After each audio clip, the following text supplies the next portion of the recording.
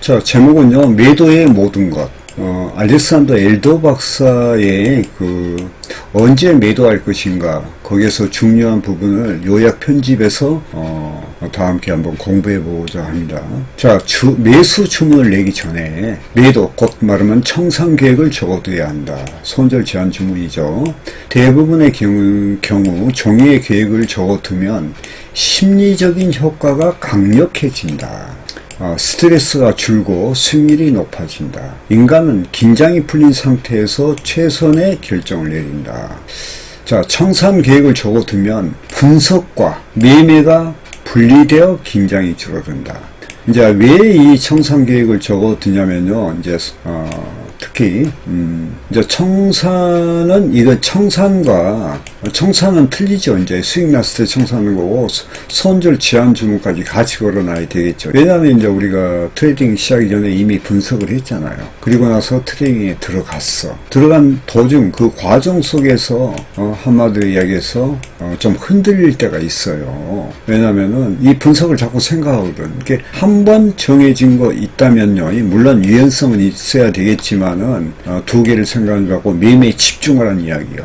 분석할 때는 평화롭고 고요한 시간을 가지고 넉넉히 가지면서 시장이 열리지 않는 동안에 고심해서 계획을 적어라. 트레이딩 할 때는 결정에 집중하고, 이제 그 결정이 맞다면 집중하고 단순하게 생각을 하라. 복잡하게 생각하지 마라 이거죠. 제가 이제 요 대목에 대해서는 제가 이제 그 분석을 어떤 과정 속에서도 여러 차례 내가 분석을 하거든요.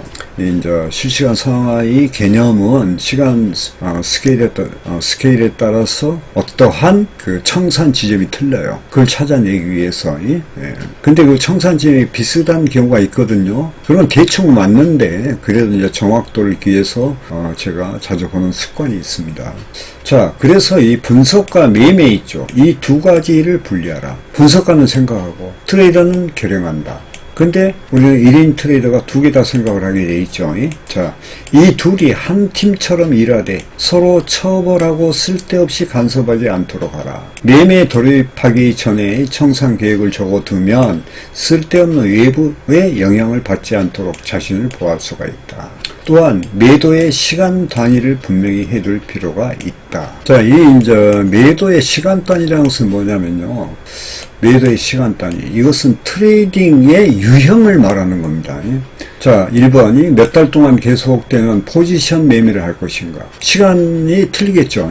며칠 동안 지속되는 수익 매매에 초점을 맞출 것인가. 그 다음에 실시간으로 시세판과 스크린을 보며 데이 트레이딩을 할 것인가. 이 세 가지겠죠.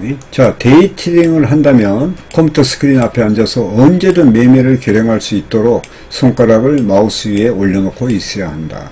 그러니까 데이 트레이딩은요, 이 포지션 스윙, 데이, 이 세 가지 중에서 엄청 집중 몰두를 해야 됩니다. 그리고 이제 스트레스도 많이 받겠죠.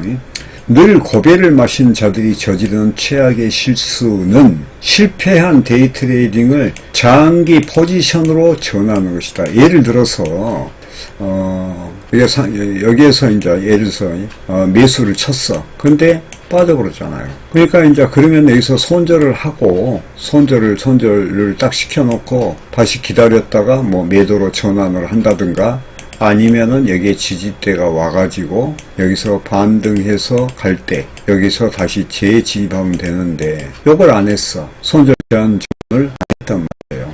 그러니까 이렇게 해서 이제 마이너스가 많이 났잖아요.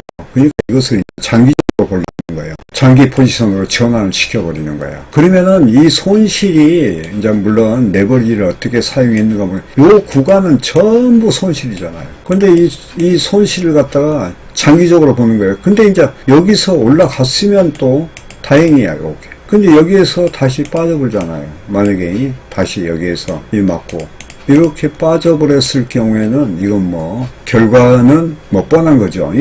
자, 포지션 매매에 진입했다면 실시간으로 스크린을 보는 것은 역효과를 낳는다. 저도 포지션을 치거든요. 근데 웬만하면 스크린을 안 보려고 그래. 보게 되면요, 수익 보전 심리에 의해서 끊어놓고 계약수를 조금 좀 적게 해서 가는 경우가 있어요. 그런 경우가 많죠. 결과적으로는 내 예상대로 다 갔어. 결과적으로는 큰 수익의 기회를 놓쳐버렸죠. 자, 실시간으로 스크린을 보면서 수익 매매를 하면 10중 8구 마음이 흔들려 포지션을 자주 청산하게 된다. 이렇게 되는 거예요. 그냥 다이렉트로 끝까지 딱 가야 되는데 그걸 못 가는 거예요. 보게 되면. 그게 심리라는 거예요.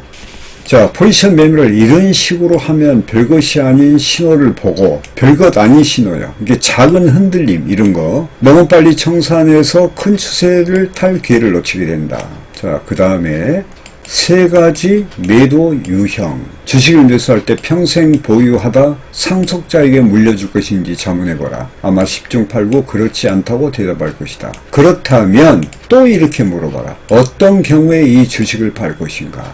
자, 1번 어느 정도 주가가 올라야 이만하면 됐다 고 생각하고 수익을 거둘 것인가? 구체적으로 생각하고 있는 주가나 매도를 고려하는 가격대가 있는가? 또한 상승세가 기력이 빠져 차익 실현의 적기라는 것을 알려줄 지표 패턴이 있는가? 이런 1번의 이 문제를 시장에 진입하기 전에 이런 질문에 대답을 할 줄 알아야 된다는 거예요. 자, 매수 결정이 잘못되었어. 주가가 내리막길을 걸으면 어떻게 해야 할까? 어디까지 내려가야 매도를 결행할 것인가? 함께 손절매죠. 하락하는 주식을 보유하고 있을 때 이런 결정을 내린 것은 최악이죠. 주가는 계속해서 하락하면서 거듭 과매도 신호를 깜빡일 것이다. 빨리 손실 제한, 손절매죠. 손절매를 하지 않고 계속 추세가 반전되기를 바라면서 오랫동안 스스로를 기만하게 된다. 그러니까 그 기만이란 것은 어떤 인자이 아까도 말씀드렸지만은 손실 중에 손실을 안 보려 하는 본전만의 심리가 있어요. 그래서 그것은 결론적으로 옳은 트레이딩 습관이 아닌 거예요. 그것은 끊어내줘야 돼. 끊어내줘야 되는데 그 끊어낼 때를 놓쳐버린 거야. 그때부터는 이제 마음의 고통이 시작되는데 그게 어떻게 보면 자기 자신을 기만하게 되는 거지. 그게 나쁜 트레이딩의 그 독이 되는 습관이 됩니다.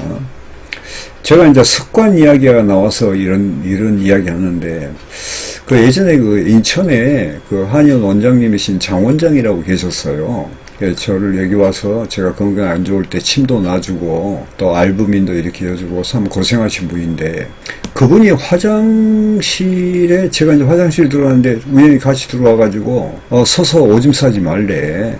보통 우리 남자들이 보면은 이렇게 화장실에서 서서 오줌을 싸잖아요. 소변을 보잖아요. 그러면서 앉아서 하래요. 그랬더니 그 말에 딱 느낌이 오더라고. 왜냐면은 제가 이제 그 화장실도 청소도 해야 되고 뭐 이렇게 오물도 먹고 막 그러잖아요. 그래서 그 다음부터 그 습관을 고치기 시작했는데 지금 이제 오래됐거든요. 지금은 서서 소변을 보는 게 좀 이상해. 그리고 변기가 깨끗해. 그게 좋은 거죠.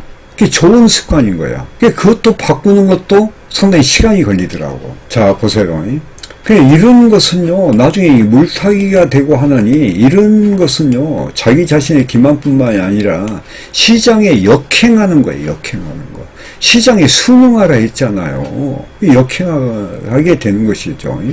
많은 트레이더가 더 이상 고통을 견딜 수 없는 지경이 되어서야 극심한 타격을 입은 채 넌더리가 나서 매도를 하죠. 청산을. 어떤 주가 수준의 주식을 처분할지 주식을 사기 전에 결정을 해야 된다는 거예요. 우리가 진입하고 목표가가 있었잖아요. 그러면 우리가 진입해서 진입가가 있고 목표가가 있으면은 진입가를 보호하기 위해서 우리가 손실 제한 주문도 넣고 또 청산 지점에 가서 우리가 청산해줘야 목표가에서 해줘야 되잖아. 그러니까 그것은 사전에 결정을 해줘야 된다. 그러니까 이 말은요, 차트를 알지 못하면 계획을 세울 수가 없겠죠. 그러니까 제가 강의한 중에서 차트를 알아야 하는 이유에 대해서 내가 그렇게 말씀을 드린 거예요. 자, 마지막으로 주가가 기대한 대로 움직이지 않거나 차트나 지표 패턴이 미심쩍으면 주식을 팔고 싶을 것이다. 주가가 상승할 것이라고 전망했는데 어떻게 움직이면 전망이 어긋났다고 판단할 것인가. 나는 이를 엔진 잡음 듣고 매각하기라고 부른다. 이게 이제 알렉산더 일더 박사가 하는 이야기예요. 경험이 쌓이면 이런 잡음이 잘 들리게 된다. 그러니까 이것도 차트를 알아야 돼. 모르고는 아무리 이렇게 이야기해도 이해가 안 되는 거죠.